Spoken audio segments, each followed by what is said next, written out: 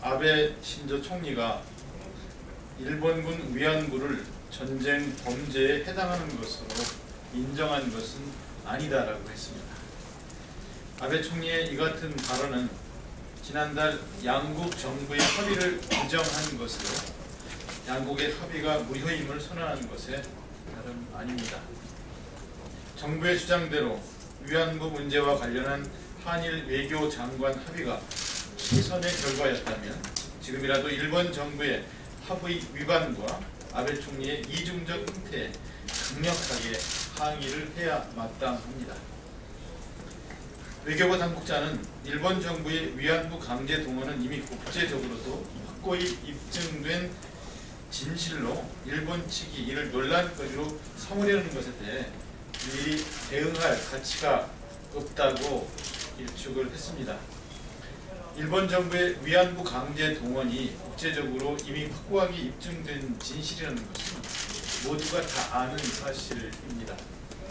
일본이 이를 부정하고 사과를 거부하고 있기에 우리 정부가 지난달 양국 합의를 통해 일본 정부에 확실한 사과를 이끌어냈다고 했던 것이 아니었습니까? 일본 측이 위안부 문제를 논란거리로 삼는다면 최종적이고 불가역적이라는 합의의 의미는 도대체 무엇인지 우리 정부에 묻지 않을 수 없습니다. 결국 일본의 사죄를 이끌어냈다던 우리 정부의 자화자찬은 허언일 뿐이고 종군 위안부 문제에 일본 정부의 면죄부만 주고만 것이 분명해졌습니다. 더불어민주당은 이미 이번 한일 외교 장관 합의의 원천 무효를 선언한 바 있고 대다수 국민들 역시 그렇게 생각하고 있을 것이라고 확신합니다. 박근혜 정부는 더 늦기 전에 일본 정부의 호환무치한 행태를 규탄하고 졸속적이고 굴욕적인 한일 외교부 장관 합의가 원인 무효가 되었음을 선언할 것을 촉구합니다. 이어서 누리과정에 대한 브리핑 있겠습니다. 모두가 우려하던 보육 대란이 시작되기 직전입니다. 이제 보육 대란은 곧 교육 대란이 될 것입니다.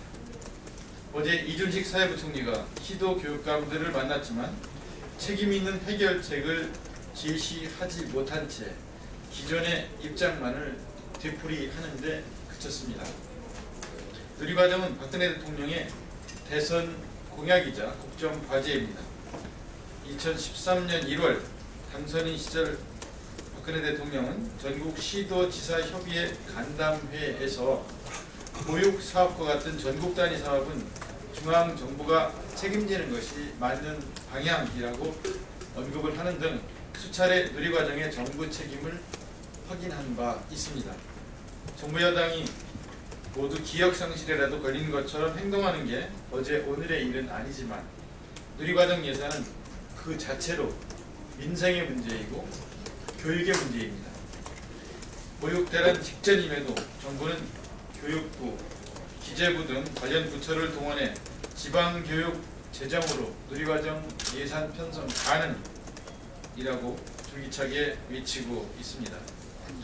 2012년 2조 원이던 지방교육채는 2015년 10조 원으로 무려 5배가 증가를 했습니다.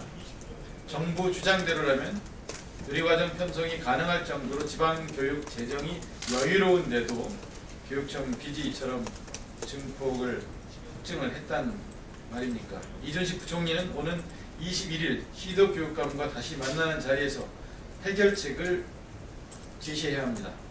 핵심은 누리과정 예산에 대한 중앙정부 책임을 강화하는 데 있습니다.